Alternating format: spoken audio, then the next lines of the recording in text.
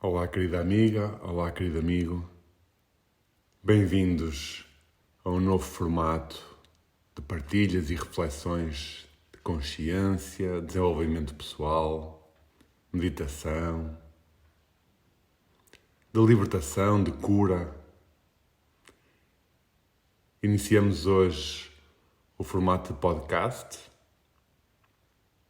e o nome que me surgiu é O Observador do Observador. No fundo, e vai ser profundo e intenso, este podcast vai pegar na minha experiência pessoal, experiência de vida, no meu percurso, nos meus traumas, nas minhas fragilidades. Vai ser um podcast de muita vulnerabilidade. Esta perspectiva vem muito da meditação. A meditação traz-nos a verdade, traz-nos objetividade. E foi a partir daí que me surgiu partilhar convosco.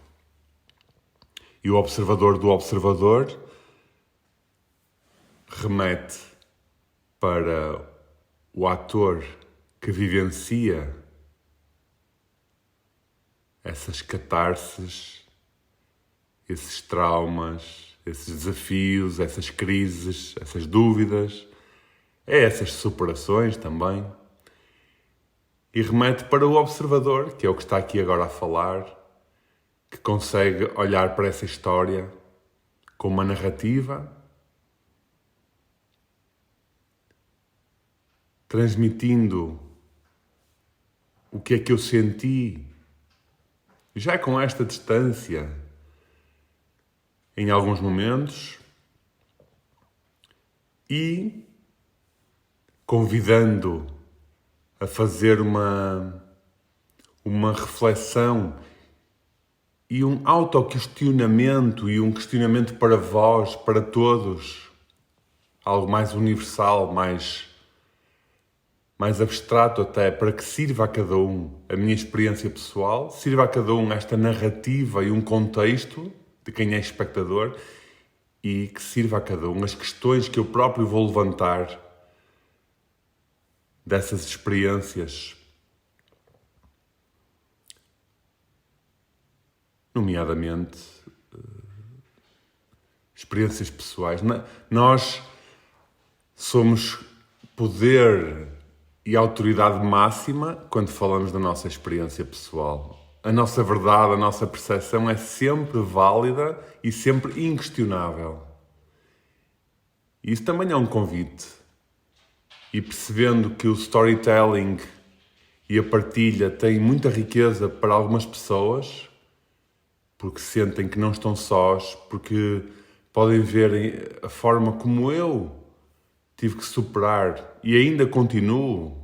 Eu ainda continuo a fazer terapia, ainda continuo a fazer terapia no psicólogo, ainda continuo a fazer diariamente trabalho de cura. Rumo à verdade, rumo à libertação, rumo ao amor, à paz, à luz.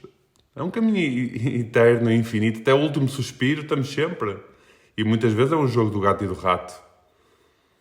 Vem um trauma e nós, já não vinhas há algum tempo, pensei que estava curado disto. Afinal, e quanto mais fundo vamos, quanto mais nos abrimos a nossa consciência ao mundo, mais podem vir fatores que estavam esquecidos ou camuflados.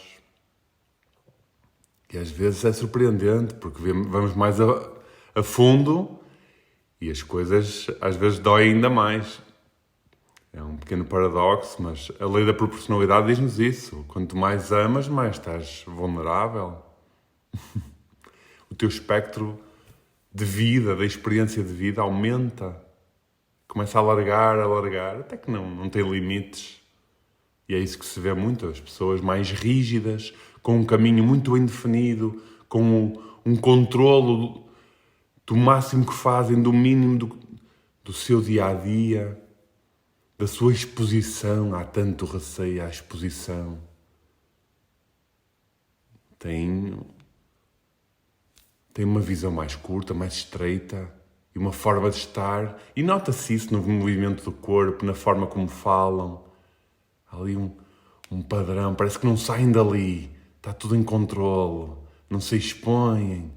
Mas nota-se o corpo rígido, tenso, pessoas que não choram. Muitas vezes pessoas que nem sequer conseguem rir totalmente, nem sequer conseguem dar um abraço profundo.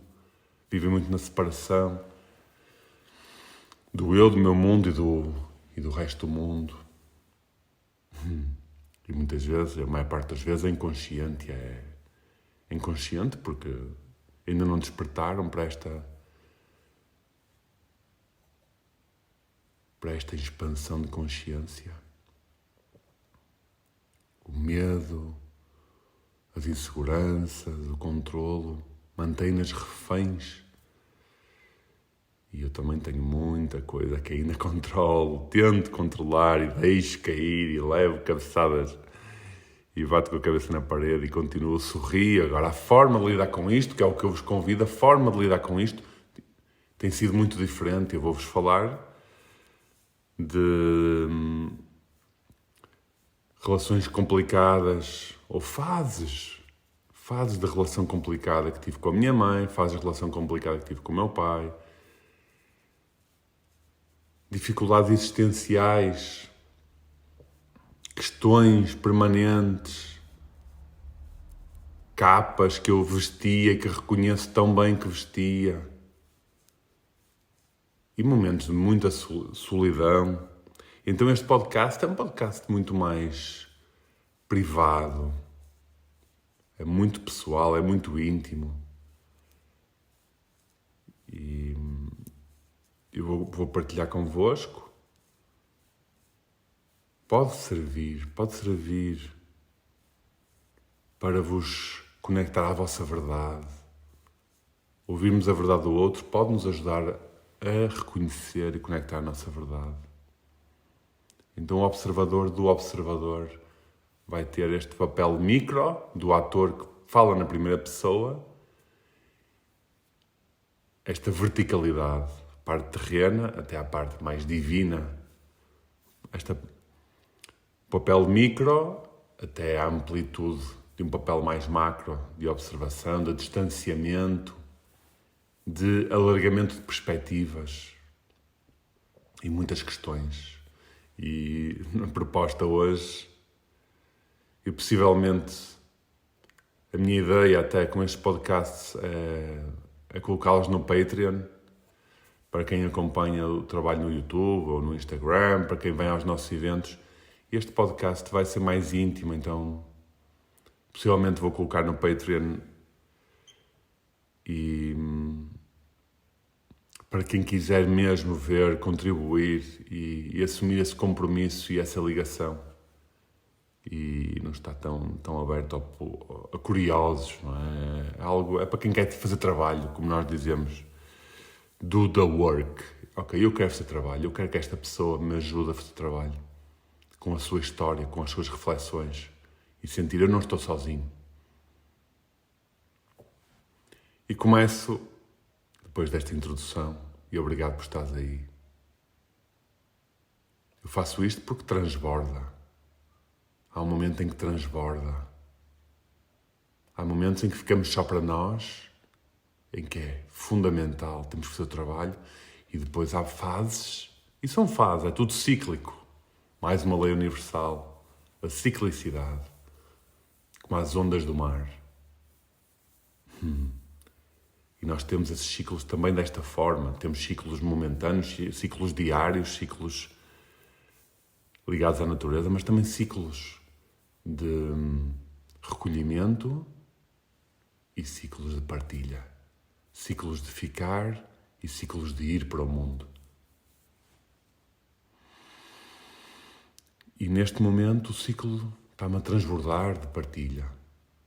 E tem sido assim a experiência também, este contacto através das redes sociais. Note-se que estamos em 2022 e só em março de 2022 é que eu comprei um smartphone e que aderi a redes sociais. Apesar de ter feito uns vídeos no YouTube, Era algo muito unilateral. Colocava os vídeos e agora, desde o início do ano, em que o meu Alcatel de 20 euros, que dava para mandar mensagens e telefonemas, e que me resolvia, estragou, eu decidi também avançar. E esta necessidade pelo amor, necessidade pela vida, de partilhar, de comunicar, de levar um pouco do nosso mundo também à comunidade e não ficarmos reféns só pelo que a sociedade nos oferece. Nós temos, cada um de nós, um papel, uma missão. Não é preciso ficar obcecado por isso. Não é uma missão muito específica às vezes. Nós temos que a sentir e seguir. É um contributo, uma forma de contribuir ao mundo que ele nos dá. O mundo dá-nos tudo. O planeta dá-nos tudo para nós vivermos. Ar, água, alimento. Nós retribuímos com amor, com partilha, com verdade. Então comecei a ter as redes sociais, percebi o que era o Instagram e o Facebook e o LinkedIn, inscrevi-me e tem sido uma pequena viagem. Também não tinha percebido que isso foi uma superação, porque no início, e continua a ser, é muito ruído, é muita agitação que provoca as redes sociais. É requer muito da nossa atenção, as redes sociais. Principalmente, digo eu, porque estou também nesta perspectiva, e além disso, eu coloco-me na perspectiva muito ainda unilateral, de criação de conteúdos, de partilha. Por exemplo, no Instagram, eu apenas a única pessoa que sigo é a Inês, é a minha namorada. Então nem sequer coloquei-me um pouco à defesa de ter que receber o feed de tanta informação de tudo e de todos. Então é mais unilateral, é partilho e quem quiser acompanha, e quem quiser comenta e eu participo também nisso. Mas mesmo para quem cria, é uma exigência, aquilo requer a nossa atenção e possivelmente a coisa mais valiosa, numa perspectiva terrena e numa perspectiva espiritual também, de meditação, é a nossa própria atenção. Onde é que está a nossa atenção? E tu que estás agora a ouvir esse podcast, toma esta consciência. A tua atenção está agora nesta partilha. Quando nos sentamos para meditar, foca a tua atenção na respiração, foca a tua atenção no coração, foca a tua atenção numa vela. Quando estamos distraídos, foca a tua atenção no momento presente, volta ao momento presente. Então a atenção começa aqui primeiro, este primeiro grande conceito, a atenção. Onde está a nossa atenção está a nossa vida. Onde está a nossa atenção está a nossa energia. Onde está a nossa atenção está a nossa cura.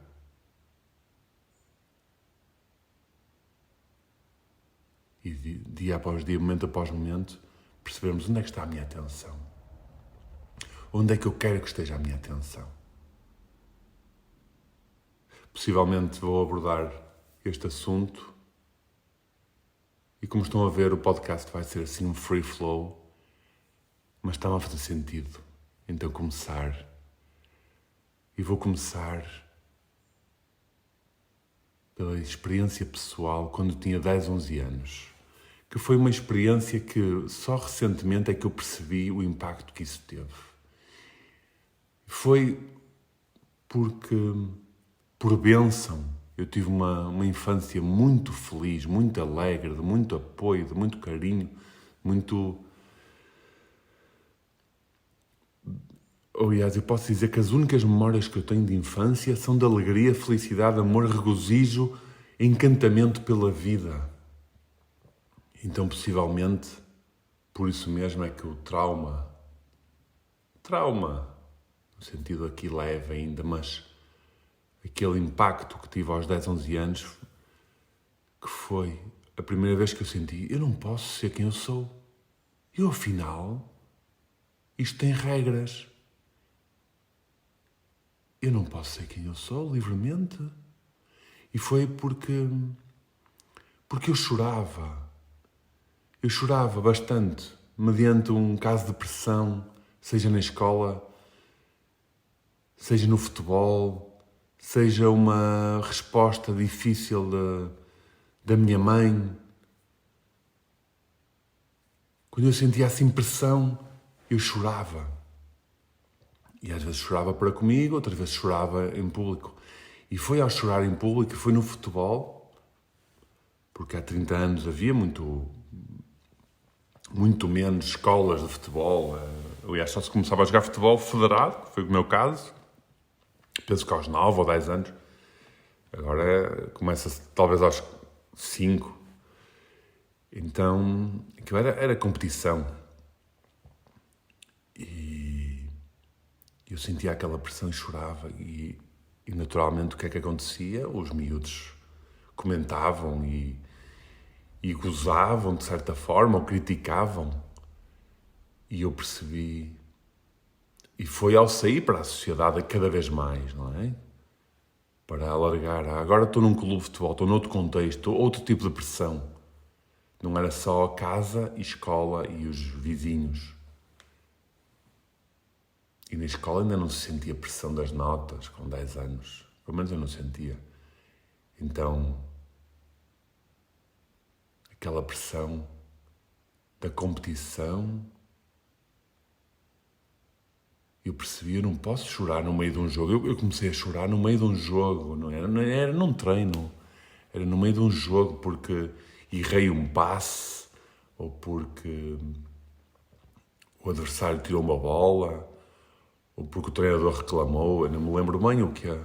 Lembro-me que, mais que uma vez, eu começava a chorar em pleno jogo. E os meus colegas criticavam. Eu ouvia, ele está a chorar, em vez de jogar, está a chorar. Isso foi o primeiro momento em que eu percebi, eu não posso ser quem eu sou. Eu, afinal, não posso ser livre. Uau!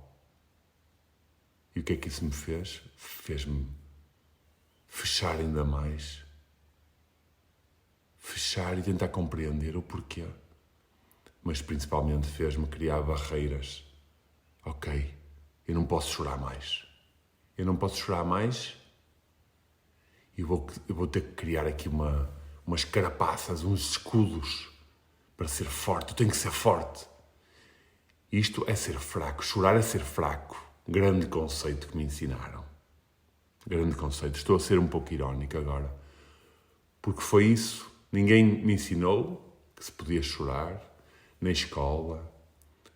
Mesmo no futebol. Ninguém me ensinou a chorar. Ninguém me ensinou a perceber porque é que estava a chorar e como transmutar isso. E agora estou no papel do observador.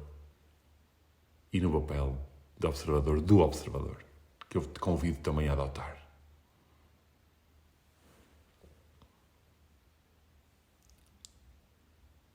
E a passar. Ator, observador do observador. E pega nisto para ti. Pega nisto para ti. E entra dentro de ti com estas palavras, com estas partilhas. Em que momento é que choras? Porque choras? O que sentes? E como reages perante isso? Permites? Ou tornas? Ou começas a partir daí a criar escudos? Ou apenas te é permitido chorar sozinho ou sozinha? Ou choras para ter a compreensão dos outros e o apoio dos outros, para entrar e para alimentar o estado de vitimização e lamentação? E perceber o chorar. E como é que fazes isso perante os teus filhos? Permites que eles chorem? Permites que o teu cônjuge chore? Ainda tenho a ideia que as pessoas só lhes é permitido chorar plenamente num funeral. Ou então se estiverem muito felizes. Porque mesmo num funeral vai logo ali alguém, pronto, não chores, deixa lá, a vida é assim. Ou não há espaço, ainda não há espaço totalmente de só permitir. Só permitir. possivelmente isto acontece com tudo. A maior parte das vezes nós estamos a falar e somos interrompidos de falar, da nossa opinião. Nós estamos a dançar e possivelmente somos observados para parar de o fazer. Então não há... Este é outro conceito que está aqui a emergir. A permissão de ser na sua própria circunstância. Eu choro porque tive esta memória. Eu choro porque estou a sentir isto no meu corpo e preciso de escorrer as minhas águas através do choro. E não preciso que ninguém me venha perguntar se eu estou bem. Preciso que me permitam. E ao permitirem-me, sim, estão a ajudar-me. Pode ser isso. Como pode ser, eu preciso de um abraço. E aqui estamos a entrar noutro conceito, que é como resolver perante nós e perante outro. Não há uma fórmula única. Essa é uma das grandes compreensões da vida. Não há. E que nos torna muito refém. A sociedade convida-nos muito a isso. Causa e efeito. Se tens este problema, tens esta solução. Arranjar formas, métricas.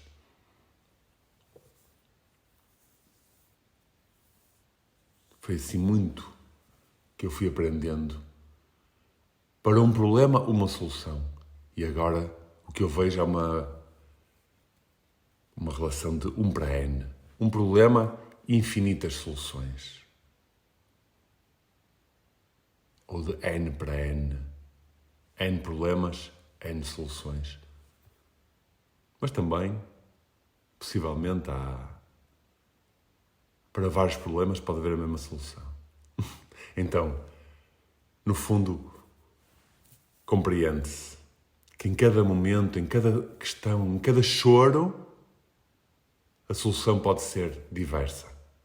Pode ser escrever, pode ser recolher-se, pode ser ir caminhar, pode ser partilhar com alguém próximo, partilhar com alguém de fora.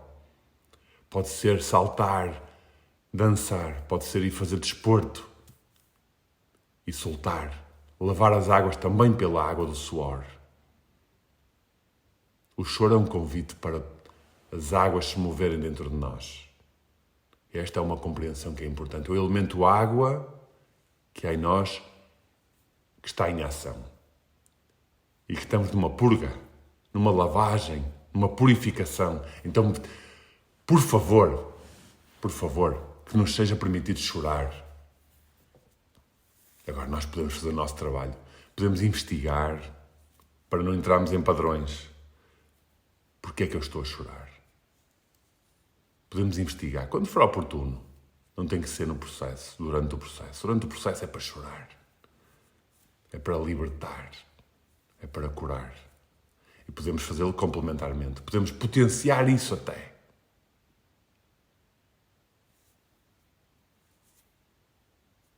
E aos 11 anos, eu comecei a criar. 10, 11 anos. Porque sempre fui muito avesso a conflitos. Nunca entrava naquelas guerras dos miúdos, uns contra os outros e lutas. Apesar do meu espírito competitivo ser extremo, era muito ligado à questão do futebol e dos jogos de tabuleiro, ou assim. Ou mais tarde, dos jogos dos videojogos. Mas era muito mais ligado ao futebol. Então, o stress que isso me causava pré-competição, durante a competição e pós-competição. Eu não conseguia dormir na noite anterior ao jogo, eu não conseguia dormir na noite a seguir ao jogo. Eu sentia que ia para o jogo, muitas vezes fragilizado, por causa do stress que me tinha provocado a ansiedade de ir para o jogo. E nunca ninguém. O meu pai tentava, está concentrado. Eu deitava-me cedo, descansa, mas eu não conseguia dormir. Quantas vezes saía... Na véspera do jogo era um clássico. Eu acordava eu não conseguia dormir, literalmente, e então ia depois dormir para o sofá, ou ia dormir para o quarto dos meus pais que eles tinham um sofá anexo à cama, junto à cama, e eles nem se apercebiam, ou percebiam-se e deixavam estar. Mas nunca acontecia durante a semana. Era só nas vésperas do jogo. Então eu já ia para o jogo fragilizado em termos de corpo. Eu sentia que estava cansado. Não tinha descansado.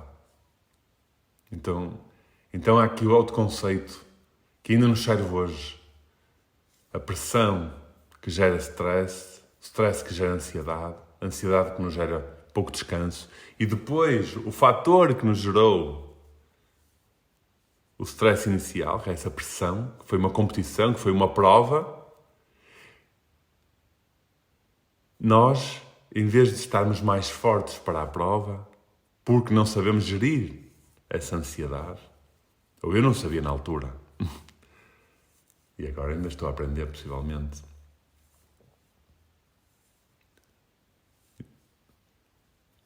é perverso. A pressão, a própria prova, causa-nos, por esta via, constrangimentos que nos tornam menos bem preparados para a prova. E é tudo auto-induzido, auto-criado. E isto aqui, o desenvolvimento pessoal, ajuda-nos muito. Gestão de stress, gestão de ansiedade, permissão e superação, transmutação. Aqui o termo mais accurate, se calhar mais perspicaz para aqui é transmutação. Eu estou ansioso porque vou ter uma prova, eu estou a reconhecer isso, integro e liberto, ou seja, faço a transmutação e pego nesta ansiedade e potencio-a em autoconfiança, em concentração, mas também em relaxamento. Porque é confiar que estou preparado para a prova. E guardar, reservar estas reservas de energia, guardar as energias para a prova. E quando lá chegar, vou estar com uma energia potenciada por este autoconhecimento. E as camadas que me foram exigidas criar começaram aí. E foi muito difícil. Porque eu não queria ter camadas. É muito difícil quando nos apercebemos: tu não podes ser quem tu és livremente. Tu tens de te adaptar à sociedade. Tu tens de ser forte. E forte é não chorar. E forte é não mostrar a tua vulnerabilidade nem as tuas fragilidades.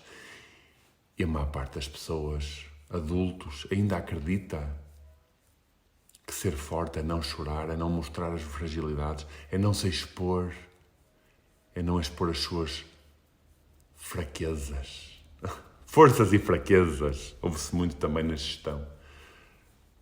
Minha formação de base é em economia, então ocorreu-me agora aquela análise SWOT. Forças e fraquezas, ameaças e oportunidades. E muita gente ainda vê assim a própria vida, a sua própria vida. Ainda vive com uma análise SWOT, que em inglês é Strengths, Weakness, Opportunities e Threats. Yeah. Ainda faz uma análise SWOT para a sua própria vida. Pode ter a sua legitimidade, mas nós estamos a falar numa dimensão já acima dessa. Nós estamos a falar na dimensão de quem observa com espaço, sem julgamento. Aqui, neste podcast, nesta partilha, há espaço. Há espaço para tudo. Aqui vamos abrir espaço. Porque um dos maiores convites da vida é abrir espaço. E devemos voltar a este conceito. Já fui abordando a maior parte destes conceitos, fui abordando num ou outro vídeo, numa outra partilha escrita, em textos, em alguns áudios também, quem acompanha os canais Telegram, o Instagram, o YouTube sabe disso. E a maior probabilidade Tu que estás aí, chegaste aqui também com isso, com esse convite de eu quero continuar a ouvir o que o Nuno vai partilhar, esta intimidade. E as capas, não de sermos, não poder ser, e não posso ser quem eu sou. Eu não posso ser quem eu sou, tu não podes ser quem tu és. Tu tens que ser forte. E se sentes pressão, e se sentes uma ameaça, e se sentes um conflito, e se tens empatia por algo que te causa dor, tu tens que ser forte, aguentar firme. Tu não podes chorar, senão já foste. Se não és comido, senão ficas para o último. Senão o teu sucesso e a tua vida podem ficar hipotecadas. E assim vais tornando-te rígido e vais vivendo as coisas dentro de ti, vais criando tensões e não vais libertando e vais ficando com tensões dentro do corpo, com traumas, com necessidades extremas de controlo, de autocontrolo. E lá se vai a espontaneidade. A espontaneidade que vem do bem de ser. Não a espontaneidade que vem do conflito, da guerrilha. Já tive. Uma pessoa que defendia de forma acérrima, que não concordava com o autocontrolo, porque defendia a espontaneidade. E muitas vezes são discussões académicas ou filosóficas ou que depois se revelam paradoxais, porque tudo é válido. A questão é que essa pessoa, a espontaneidade dela, projetava no outro as suas emoções. Então berrava para o outro. Eu sou de ser espontâneo, simplesmente estou a ser.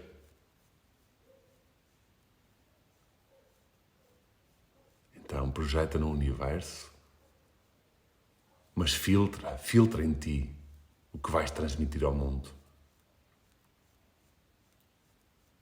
Transmuta dentro de ti um conflito interno, transmuta-o em amor. E se queres libertar ou projetar, projeta no universo, que ele é infinitamente dador e é infinitamente receptor. Ele dá-nos tudo e recebe tudo. Não vais projetar no outro. Não vais projetar no outro os teus conflitos, como se vê. Chefes que projetam nos subordinados. Pessoas que projetam no trânsito. Pessoas que procuram eventos para terem emoções para poderem libertar. Que não conseguem fazer o trabalho sozinho. Pais que projetam nos filhos.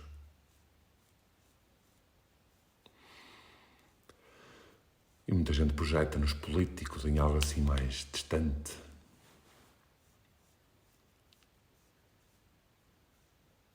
Autocontrole e espontaneidade. Fica a reflexão. Eu não tenho as respostas certas. Eu tenho a minha experiência pessoal. Eu tenho a minha percepção de hoje. E há aqui um crivo fino e subtil. Quando nos apercebemos que a vida é toda paradoxal, então há um crivo fino e subtil do amor e da luz e da intenção. A minha intenção é de amor. O meu caminho é o da luz. Ok, e a partir daí vou viver. A partir daí vou viver no autocontrole e a partir daí vou viver na espontaneidade. Outro ponto que me surgiu na infância muito forte foi a questão de me sentir, por isso mesmo, por chorar, sentia-me mimalho. E porque era filho único. E porque era filho único, sentia-me mimalho. E comecei a associar. Aliás, porque chorava com frequência, sentia-me mimalho. E porque me sentia mimalho, comecei a observar que era possível. Comecei a criar a ideia em mim que era por ser filho único. É por causa de ser filho único que eu sou mimalho. Porque as pessoas diziam-me isso na altura. Ou diziam isso entre elas. Possivelmente não me diziam a mim. Mas eu sentia essa onda viva. Os filhos únicos são mimalhos. E eu, então é por isso que eu choro.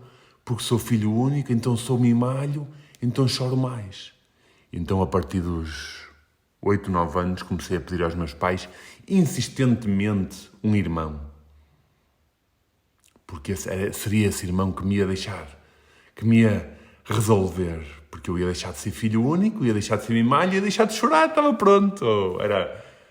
Ficava resolvido esse meu trauma. E foram anos e anos a pedir um irmão. Sempre com esta esperança e esta expectativa de deixar de ser frágil, deixar de ser sensível, de deixar de ser chorar, deixar de chorar e deixar perante isso deixar de ser fraco perante os outros, deixar de ser alvo. Eu sentia, eu vou utilizar a expressão, até se calhar não era bem vergonha, mas era muito constrangimento quando ia almoçar com os meus pais e estávamos só os três. Eu olhava à volta no restaurante e pensava, toda a gente está a olhar para mim a dizer que eu sou mimalho. Pois, sou filho único. Vejam ao ponto que chegou o meu trauma. Durante anos, quando íamos ao restaurante, eu tinha esta sensação. Claro que eu não partilhei isso com os meus pais nem com ninguém. Eu tentei arranjar uma solução. E a solução foi, vou pedir aos meus pais um irmão. Vou pedir aos meus pais um irmão.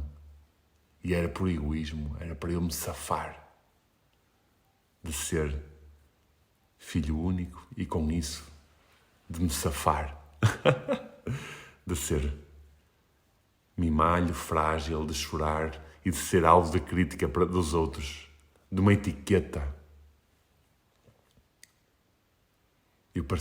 Eu sentia que já à partida já estava mais fragilizado perante os outros. Já tinha que lutar mais do que os outros porque era filho único.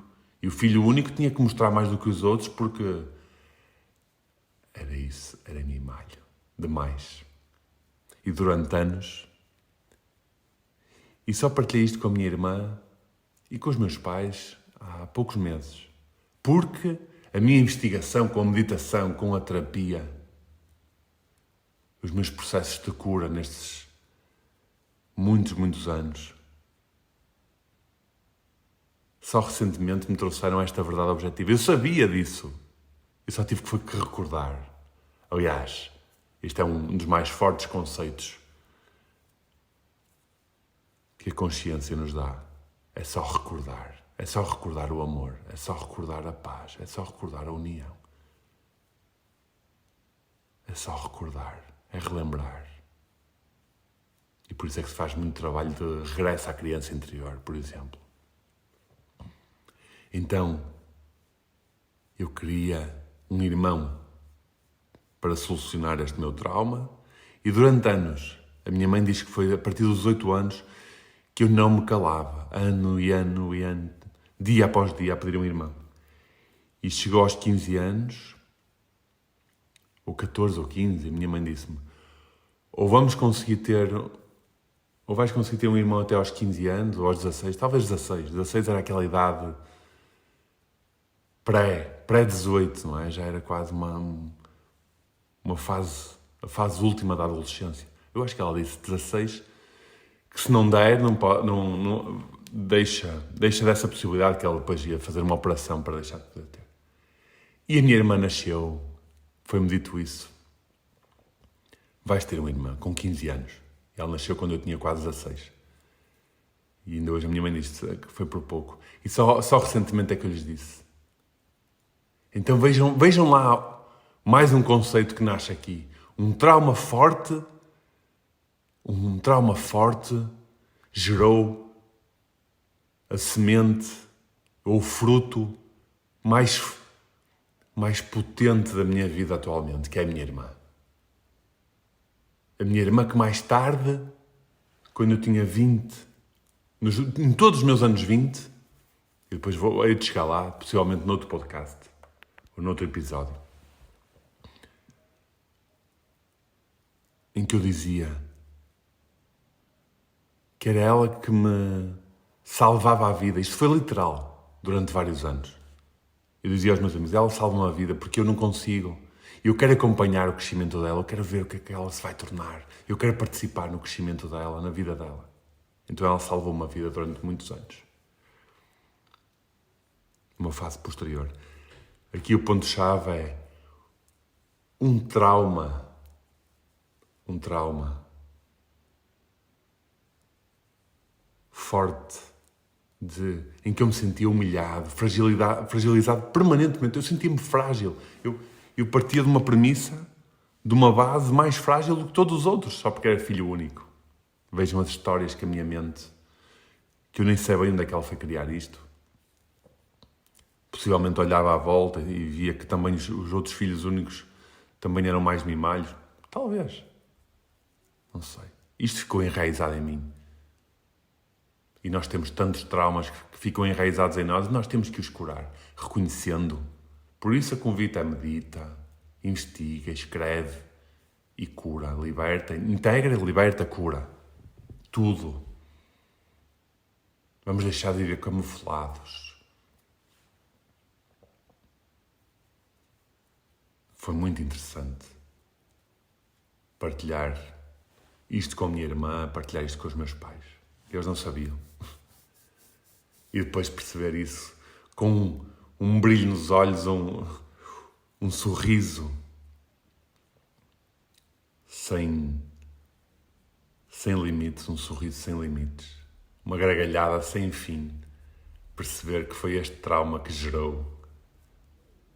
Possivelmente a minha irmã, os meus pais dizem que sim, que foi por eu ter pedido. E agora ela é a maior bênção.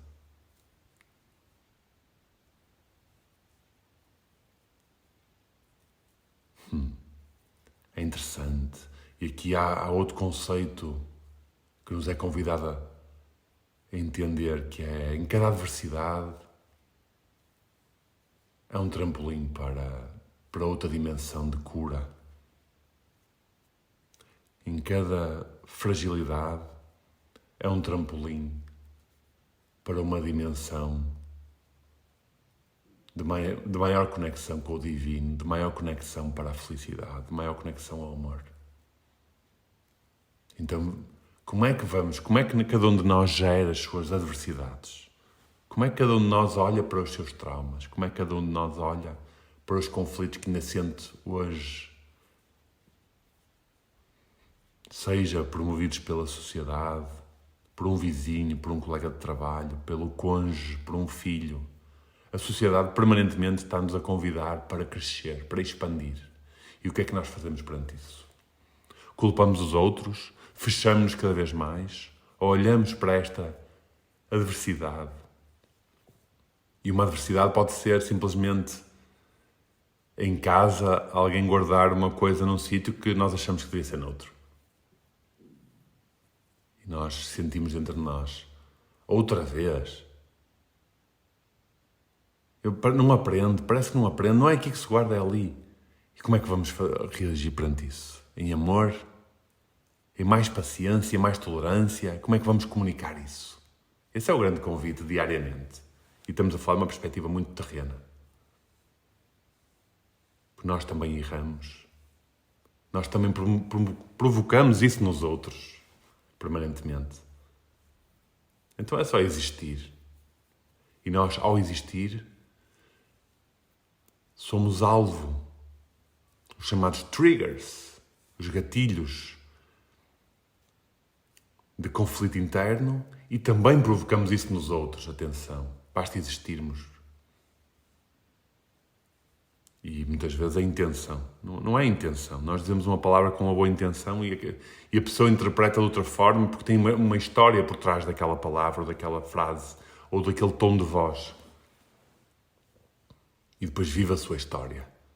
Nós já desaparecemos. Nós dizemos uma coisa, desaparecemos. A pessoa fica com aquela história e que muitas vezes lhe relembra um trauma que tem que curar. E como é que nós fazemos perante isso? Como é que a pessoa faz perante isso? E voltamos ao ponto há pouco. Há infinitas soluções. Então o convite é testar, aprender e testar e explorar em nós. Nossa experiência é única. E daí estas partilhas. A experiência pessoal é única. E disto somos sempre convidados a fazê-lo. Porque é sempre válida a nossa experiência. Apesar de mesmo isto não ser questionado. Nós muitas vezes não Não nos é permitido sentir o que sentimos. Não nos é permitido ter a percepção que temos.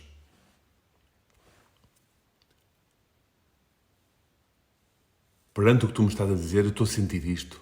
O quê? Que estupidez, não tem nada a ver com isso. Eu estou a sentir.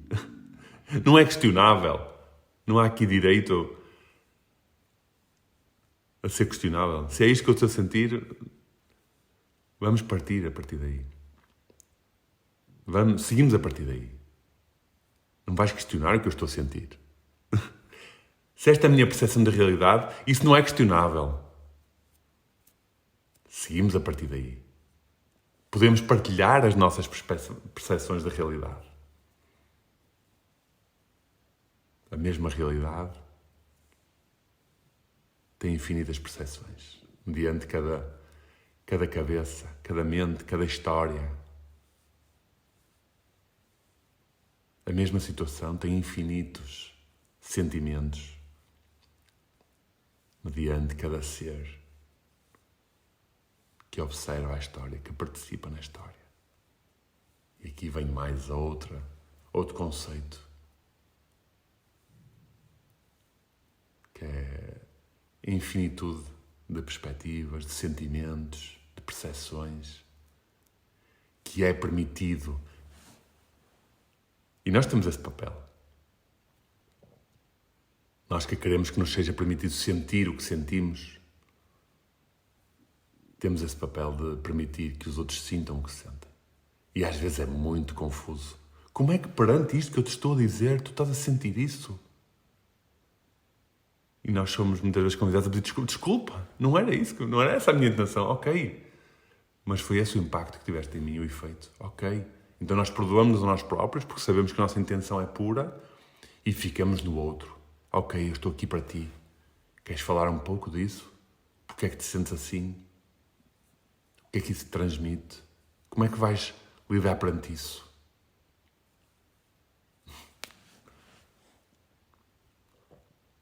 Queridos amigos,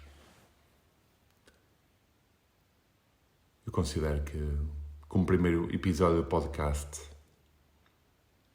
do observador, fica por aqui.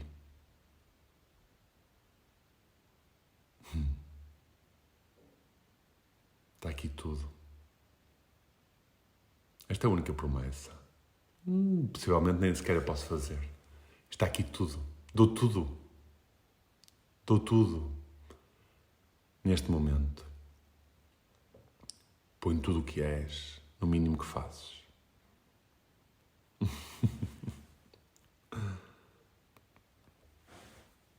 Yeah. Ficamos com esta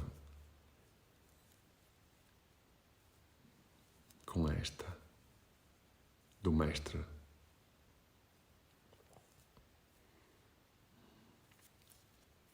Um abraço, querida amiga, querido amigo. Até já.